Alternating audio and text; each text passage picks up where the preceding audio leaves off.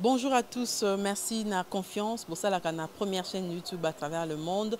Tozali lelo lundi 25 octobre enseignant batamboli nanzela bazali ko senga mbongo na bango amélioration et conditions il a travail en tout cas batamboli na bakaliko na bango malheureusement kotambola na bango et suki mabe parce que pandi bango à coup de gaz lacrymogène enseignant mususu bazoki boromona ngona bilili bazoki ebele penza bazoki mais tika ki bongo te bakenda ki baluki banzela ya sima ya ba venu ti bakomi na palais du peuple sika oyo bazaki na memo na bango porte-parole, il y a Synergie, il y a enseignant, il y a Congo et déposé mémorandum na bango na maboko, il y a président, il y a Sénat, Modeste Bahati Lukobo, mémo et répondre différentes revendications na bango et natina amélioration ba conditions il y a Moussa na bango mbongo na bango bazali ko senga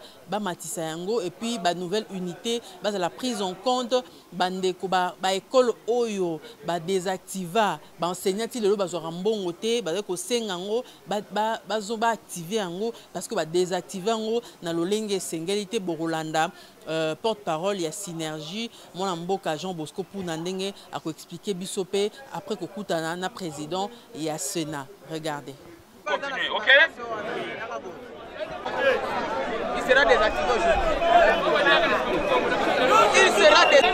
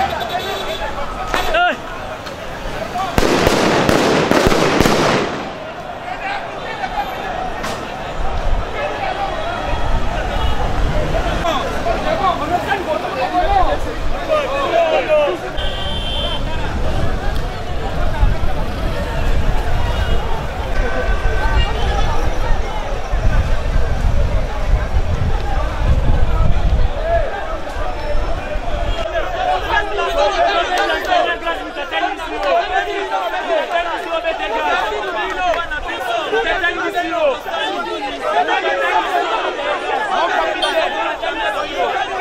sommes menacés, nous enseignants. Donc nous ne sommes pas libres. Nous ne sommes pas libres.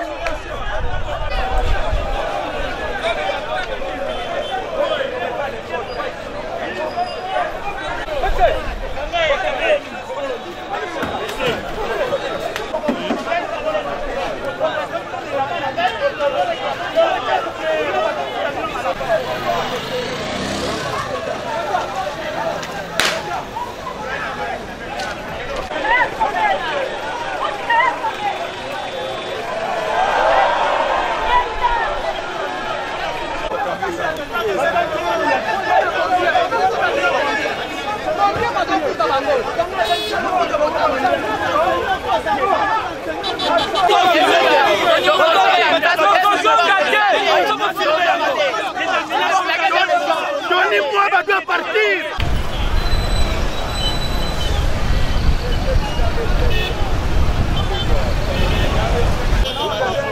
Papa Bana.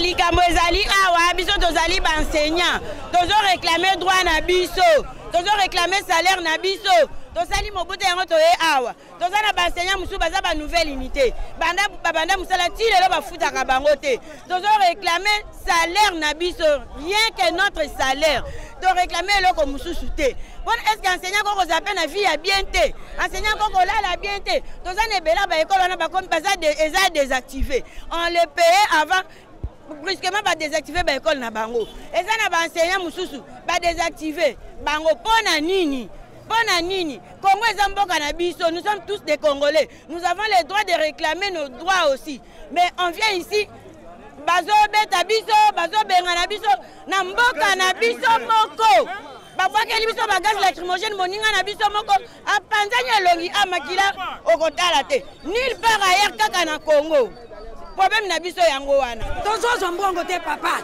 banda na 7e mois ba désactiver ba école na biso salaire na biso banda juillet ti lelo tozo zwa te alors toloba te tokende boye ministre alobi na kopesa bino mbongo na bino banda wana ba école bazongisaka te mbongo mpe bazopesa biso te toloba te c'est pourquoi lelo tosanganaki na bato bazomarche biso mpe tomarche mpo tolembi mbongo na biso toye kotika memo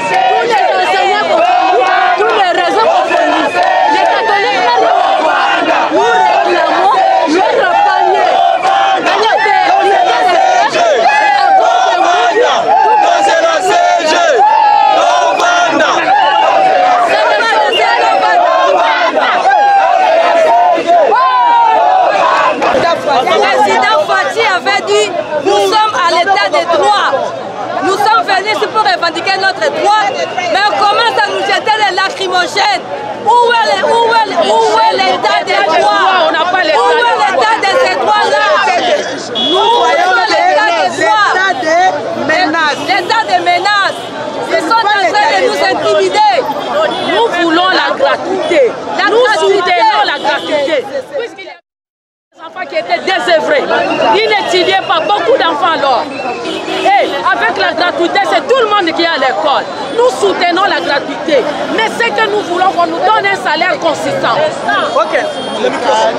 Vas-y. Non, vas-y. Oui, mais je tiens. Comme vous le savez depuis... Papa, je pense bien journaliste, nous sommes dans un pays démocrate. La RDC ne manque rien pour pouvoir résolver les situations du personnel et agents de l'État que nous sommes. Mais nous déplorons incessamment, et sans hommage aux yeux, de pouvoir voir que jusqu'à tout moment que nous réclamons les situations salariales, l'État congolais se sent incapable. C'est ce que nous sommes en train de déplorer. Il y a beaucoup d'écoles, beaucoup d'amis, de nos frères et sœurs qui louent des maisons jusqu'à cette date qui ne sont pas encore reclassés dans leurs droits. Où est l'état de droit que nous réclamons? Où est l'état de droit? L'état de droit du président de la République, c'est un slogan ou bien c'est un effet accompli? Voilà la préoccupation que nous sommes en train de résolver. La gratuité, nous le soutenons, vraiment c'est très important. Conformément à l'article, à la Constitution, s'il vous plaît. Mais néanmoins, cette Constitution doit se mettre en œuvre. Allez voir dans certaines écoles quelles sont les diarrhées des élèves que les enseignants sont en train d'encadrer et quelle formation donnent-ils. Nous sommes en train de tuer nos enfants avec le maigre salaire. Papa, voilà. Bref. Oui, enseignant à l'Institut Congolais. Je suis en train de dénoncer ce qu'avait dit monsieur le ministre, que les élèves ont été manipulés par les catholiques. Moi, je suis l'enseignant d'une école protestante. On n'a jamais manipulé les enfants. Les enseignants ont vu que leurs droits bafoués, raison pour laquelle ils nous marchent pour réclamer. Et la manifestation, elle est garantie dans notre constitution. Comment les policiers ici peuvent nous bloquer pour faire nos revendications? Nous sommes très désolés de voir l'état des droits qui est parti à faire. Je vous remercie. Ça va bref, hein? Ça va bref. D'accord, nous demandons pure et simple l'application des accords qui ont été signés par le ministre des comités syndicaux. On demande rien d'autre que l'application des accords. Nous devons apprendre à respecter les accords dans ce pays. Merci beaucoup. C'est quel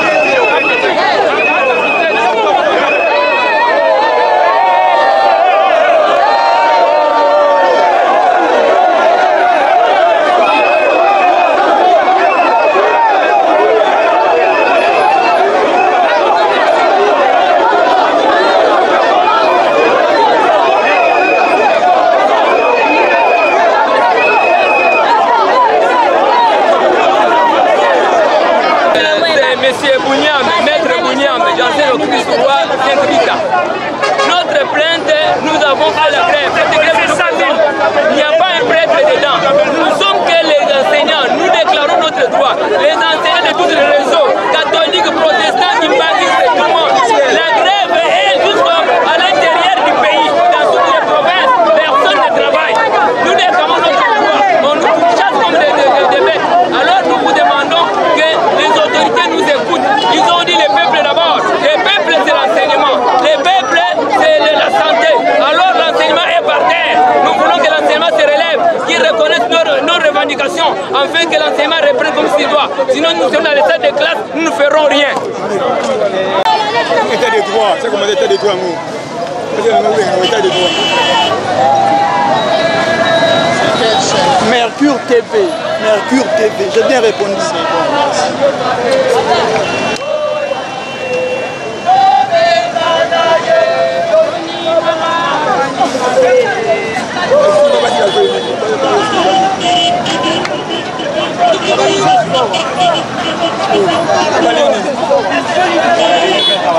Maëlle va au sala, il va bien malem.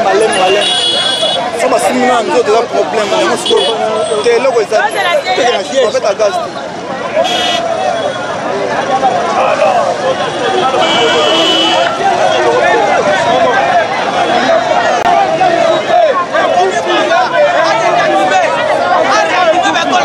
L'enseignement est mort en République démocratique du Congo.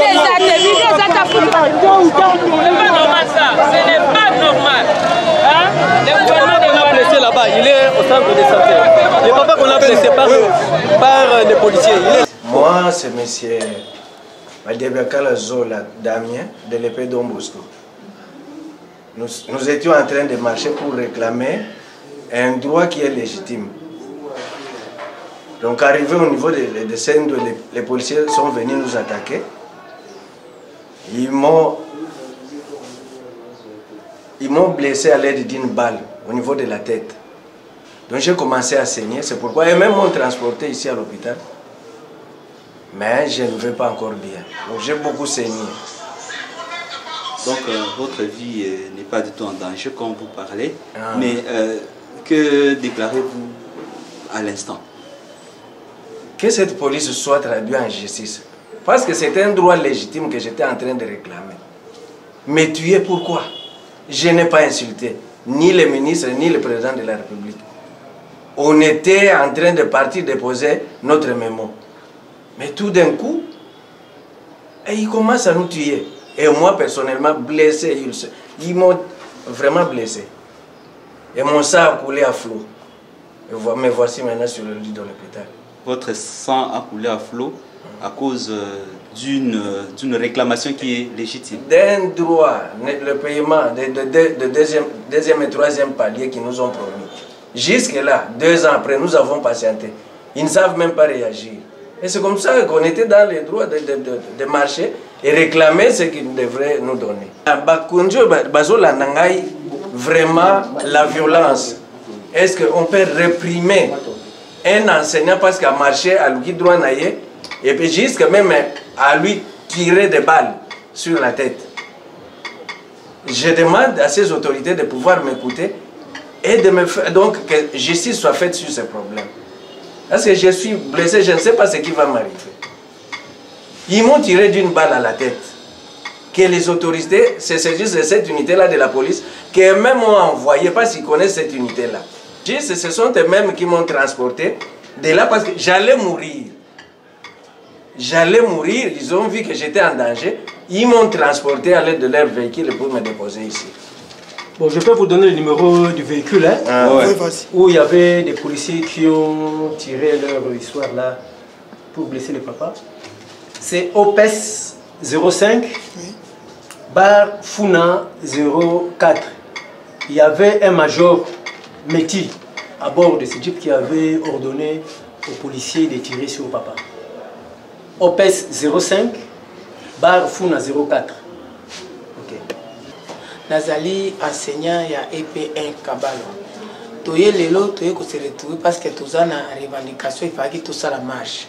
Tokutani na siège et tobandi koya malembe to komi juste na place ama to leki victoire de to moni la police yé biso to vandi na se. Tant to vandi de to bandi ba moko revendication to bandi to vandi bango ba bandi ba moko ko beta ba gaz ko beta ba masasi dina nenge to disperser ndo moni papa oyo moni awa aye kozuka. Alors, quelles sont les revendications au Yabiso Nanenga Mokose? Biso tozali ko revendiquer que ba enseignant tozala biso d'abord na niveau ya Tchango na Kinshasa toza ba école désactivée banda mois ya juillet. Et puis liste ya ba école désactivée to la kisa kibino na kanisi ezali awa. Liste wana tozo senga na ministre, utango ministre a lobby liste ezali awa ya ba école désactivée. Plus de 110 écoles na Tchango. Tozali ko sengate ministre a réactivé l'école na biso apo to sali le côté yena monokazo lo bakezali be école o ezali fictive biso to yebi que école fictive ezali école ezala kate soko komo komona ni bâtiment ni basena me bâtiment ko bali ya kambongo mais biso tozali amona biso ayamba biso a reconnaîtra que ezali erreur technique yango ayebisaki biso ke ye ako réactiver be école wana curieusement che commission na kati ya commission président ya commission a réactiver kaka ba école nemi balé au bozo ka ba toko 1 na toko ma école maternelle toko te to bengi alobi te boze la ministre za ko réactiver ndamu et puis toza ko revendiquer sous premier palier na deuxième palier ya ba o na biso ya ko banda ko sakana ba enseignant te ba enseignant to la question ndenge akokoma to la question ndenge akoloba lelo komi ministre o komi ko za 20 000 francs ezali mbongo ya chaka na poche ni awa pour apesa ngo banda enseignant ko et puis pauvre enseignant neti biso boye okiko banda ko boka biso tindi la police banda ko boka biso boye pour mabanga ba ya caoutchouc ba réel et puis ba gaz en tout cas biso to regretter na comportement biso to kanisa que on dirait gouvernement ou eza gouvernement ba wario biso to kanisa que on dirait changement o ko apporter un plus biso to kanisa que on dirait tant papa Félix aye to ko en état de droit yango ya ko banda ko beta biso ya ko banda ko réactiver ba école ko désactiver ba école o eza ko exister depuis 1975 to za na ba arrêter nyonso to za na ba arrêter to memela eze pa na ye. Alors, ils ont désactivé biso pour nani, tout ça nini. Et puis ba diplôme na biso. Atangi pe na moko ya école. Atangi na moko ya école oyo oye asilisa. Alors, c'est que sur le col les abongo, le col atanga parmi na moko ya école oye a désactiver. C'est que diplôme n'est pas non viable. Dans ce cas par conséquent, a pas désactiver, n'est pas désactiver biso.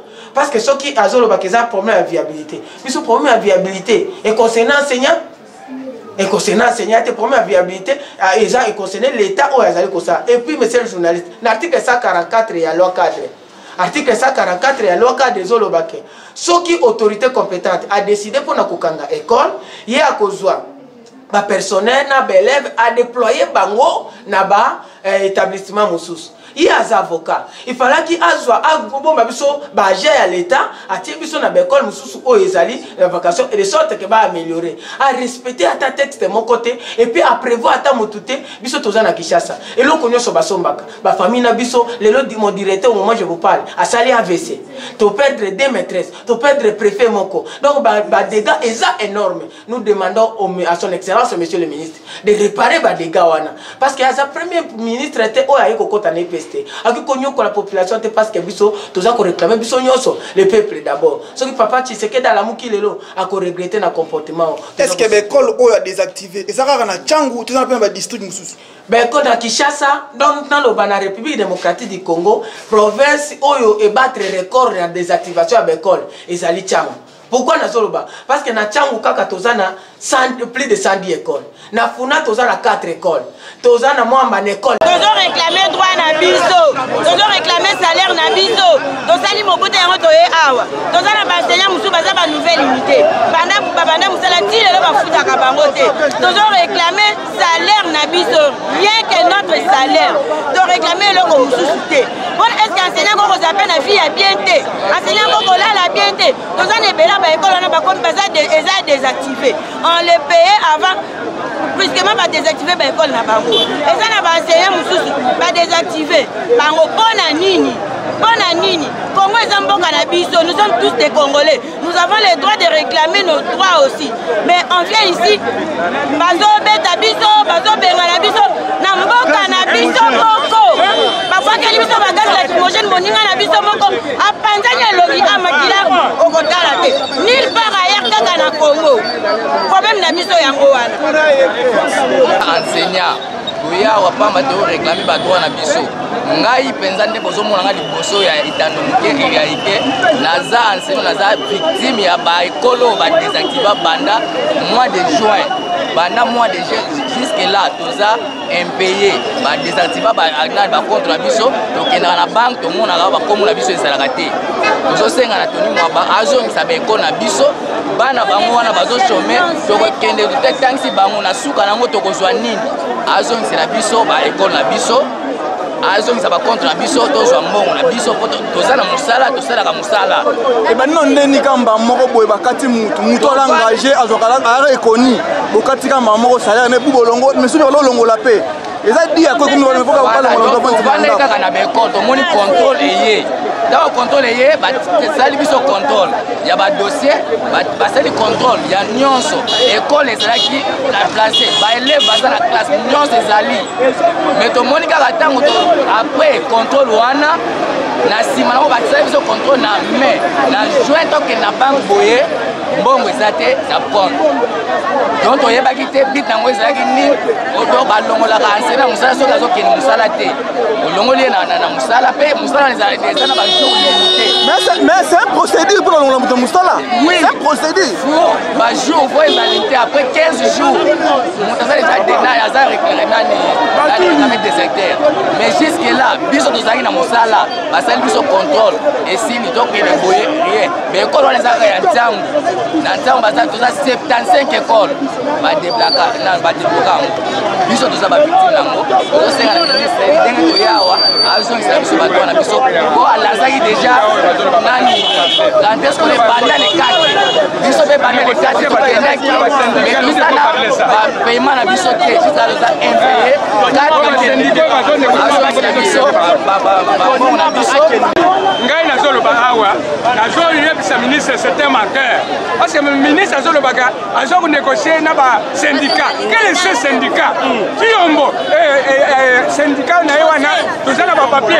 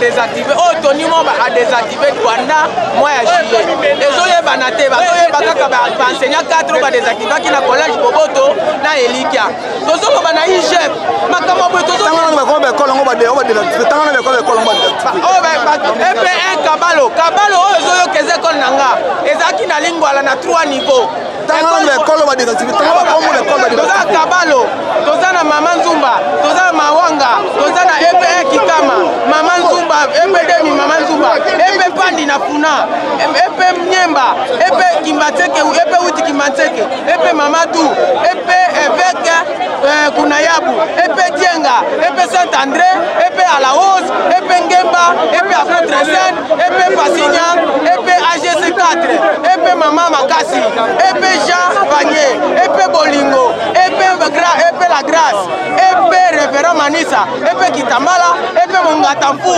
EP Itina EP Institut Janda EP Kapita EP Mama Sona EP Deboyambi EP Mangel EP Solidarité EP Kalema Institut Mama Buka Lycée Mama Nzumba Institut Monseigneur Fumapanda Lycée Monseigneur Zephyrin Institut Ngapani et puis tozili se mususu elandi awa ba désactiver isusu Institut Ndingambote Institut Nyemba école maternelle mon Dieu Institut Pandi Institut Révérend Lumbeni Institut Mapandi EP Fundi EP Kunayabu. Nous venons de poser notre bref, hein, ça va bref. Malheureusement, les enseignants sont brutalisés par les policiers. Alors nous dénonçons les comportements indignes que nos policiers continuent à afficher à l'égard des policiers. Nous kotika memo mpona korevendiquer badroit na biso. Banda tozongaki tozotanga te, toza na grève depuis les 4 heures. Enseignant moko te asimbi grève. Tozo revendiquer mpona nini? Tosengi na gouvernement pour payer un nouveau barème salarial conformément à l'accord de l'innovation des mondes. Supprimer les zones salariales, réactiver les enseignants et les écoles désactivées abusivement, rationaliser la gestion des mutuelles de santé des enseignants. C'est ce que nous avons organisé notre marche. Oui, c'est ça. Alors, on ne comprend pas pourquoi nos agents de l'ordre qui ont appelé à continuer à protéger la population, c'est ça même leur mission régalienne. Continuer à brutaliser les enseignants. Il y a même plein des enseignants qui sont là. On ne sait pas s'il est mort précis. S'il est encore vivant, on ne sait pas. Il est tapé à mort.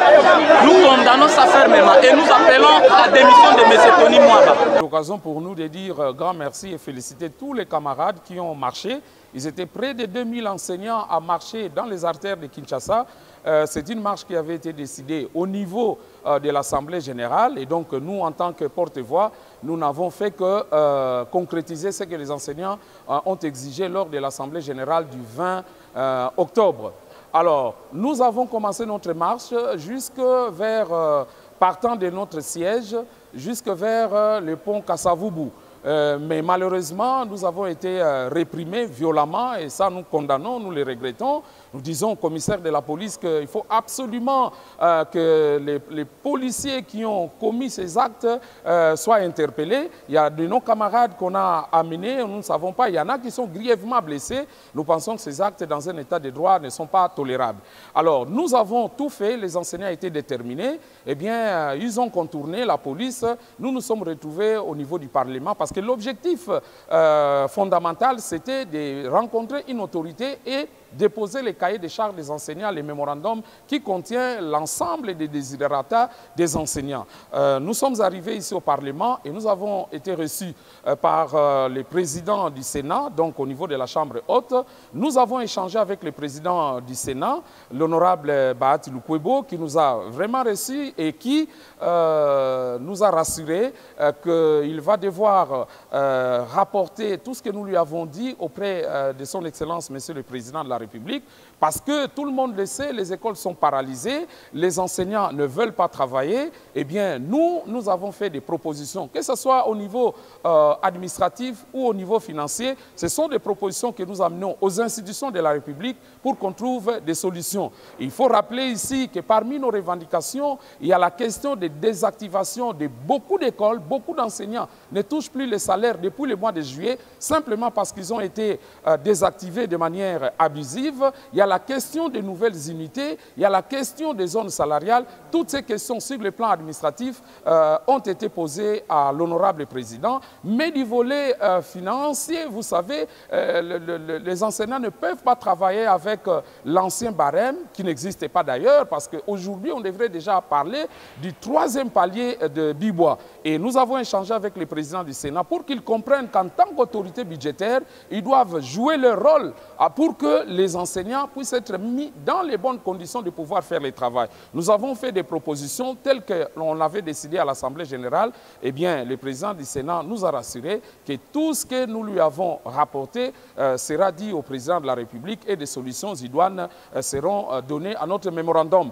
Nous sommes revenus sur la discrimination dont la synergie fait l'objet. La commission paritaire a été exigée par la synergie. Nous avons donné les formats, nous avons demandé qu'il y ait un comité préparatoire, mais lorsque ce comité préparatoire se met en place, eh bien, on exclut une fois de plus la synergie. Toutes ces questions ont été abordées en toute responsabilité devant le président du Sénat et nous pensons que dans les jours qui vont venir, beaucoup de choses seront corrigées. Mais il faut absolument que nous marchions parce que d'une part, la synergie qui a demandé, qui a exigé la commission paritaire a été exclue de toutes les tractations qu'il y a eu. Eh bien, donc, les enseignants ont décidé de pouvoir faire la pression. Vous savez, au syndicat, nous avons une expression, c'est ça la pression que nous avons exercée. Aujourd'hui, je crois que la voix est entendue parce que nous allons bel et bien participer à ces travaux, parce que si nous n'y participons pas, nous n'allons pas apporter la voix de l'enseignant. Et donc, nous allons prendre part, mais en apportant les propositions que les enseignants eux-mêmes ont faites au niveau de l'Assemblée générale du 20. Et donc, nous pensons que pour cette fois, le gouvernement sera conséquent pour qu'on donne un salaire conséquent à celui qui travaille, afin que nous puissions nous occuper véritablement des enfants. La gratuité doit avoir un contenu, c'est ce que nous sommes venus dire aux autorités du pays. Nous sommes la synergie des syndicats des enseignants de la République démocratique du Congo. C'est un faux débat, c'est des débats de manipulation. Ce sont des subterfuges. Parce que comment voulez-vous que tous les enseignants soient manipulés? Les enseignants vivent dans des conditions précaires. Nous avons cru au pouvoir de Félix Tshisekedi Tshilombo, le président de la République. Et aujourd'hui, il faut absolument qu'on place l'enseignant au centre de l'action politique. Et nous ne pouvons pas continuer à vivre dans ces conditions. Aucune manipulation, seulement les enseignants veulent être mis dans les bonnes conditions de pouvoir faire leur travail en toute dignité, mais également, nous devrons former les enfants qui doivent prendre la relève demain. Et si les enfants sont très bien formés, eh bien demain, le pays sera géré autrement et c'est bon pour nous de pouvoir faire un travail de qualité devant les élèves. Donc, il n'y a aucune manipulation. Mokola lelo ezali le 25, marche ya balakise salemaki, marche monene, près de 2000 enseignants, batamboli na babalabala Kinshasa, tobandaki na permanence ya Sinekat, o ezali pe permanence ya Synergie, tolongwa wana tomati avenue Kasavubu, toleki na Victoire, ti toyeko mata na pont Kasavubu, pa iwana nde tokutanaki na Oshwe, tokutanaki ba difficulté na police ya Funa, tozali vraiment ko regretter makambo policier basali ba enseignant ba beti biso donc na moyente mbadinga na biso mususu kutu bazoki tokokanisa ke ndeko na biso Anise na kasi la zui pota monene ezali vraiment mawa mingi ba mususu ba botoli bango ba téléphone eza biloko tozali ko déplorer bongo lokola bandakisi bazalaki déterminé po tokomisa maloba na bango epai ya bakonzi eh bien tosalaki nyonso ti toyeko koma on a parlé du peuple.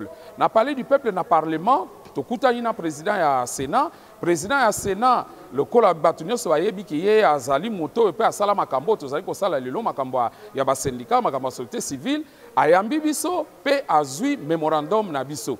To sololi na ye na makambo etali ba nouvelle unité, na makambo etali mutuelle de santé à balakisi, na makambo etali ba zone salariale, na makambo etali ba discrimination, ba syndicat ya malonga ya Synergie bazwangote, ba kinokosa ba syndicat o ebundela balakisi te, tolobeli makambo wana, tolobeli pe barème. Pona nini balakisi bakoka kofuta makana mosolo ya mokende ngwana na ngonga o ya gratuité. Tolobeli makambo nyonso wana président Sénat lobi na biso ke akomema basango nyonso epai ya tata mokonzi ya ekolo bongo bakosombitini yango bakodiscuter yango po toyeba ndenge nini ba solution nini bakoki kopesa. Tozali ko féliciter baninga na biso totambolaki na bango elongo ba oyo pe bazali na bitelo bayeba ke le 1er novembre tozosala mama na assemblée générale po tolobela bango makambo nyonso oyo bulamatari ya kopesa comme solution. Tozali kozela place na biso na kata commission paritaire po to mema voix ya enseignant eyokana kuna na kata commission paritaire wana. Président ya Sénat apesi biso ba assurance que makambo nyonso tolobi ekokoma na ba institution nyonso. Biso nyonso toyebi ke Sénat à l'Assemblée nationale, yango nde babengi autorité budgétaire, yambala oyo esengeli bapesa mosolo na molakisi oyo ko permettre ye asala mosala malonga. Biso to bakoki ko manipuler biso te. Nakanisi balakisi bayebi, bato nyonso bayebi uta kala to bundela ka bango. Ezala makambo ya gratuité. Biso nde to bundela po to moni ke ba parents bazali na misolo ko futa ka biso te. Bake baba oyo bazolinga bazongisa ba système diabolique wana. Donc biso mutu akoki ko manipuler biso azali te wana eza ba débat politique ya kala. Toza ko kamwa ke bato lelo oyo bazongela ka ba makambo ya ndenge wana te. Enseignant to porter gratuité pendant les 2 ans. To supporter yango. Po na nini eza eloko biso moko to sengaki. Mais to moni que oza na 100 élèves na classe, bazo futa mosolo ezo kokana yote, ba classe pe oyo batongi ezalité, to lubite ya maloyo esenge na biso to tambola na balabala po bayoka biso malamu malamu. ntango mpe totamboli toye awa toye kokutana mokonzi oyo ayambi biso tokolika ke na mikolo ekoya bakopesa biyano na makambo na biso. Donc na ngambo na biso manipulation ezali te. Mpo na commission paritaire oyo kobanda tosengi na bango que synergie yende mutasengaki commission paritaire, yende mutasengaki arrêté interministériel, yende mutasengaki comité préparatoire. Donc esengeli na biso tozala na kata ba comité wana poto lobela to komisa voix ya enseignant tina niveau wana na tina ete bako akopesa biyano na makambo na biso.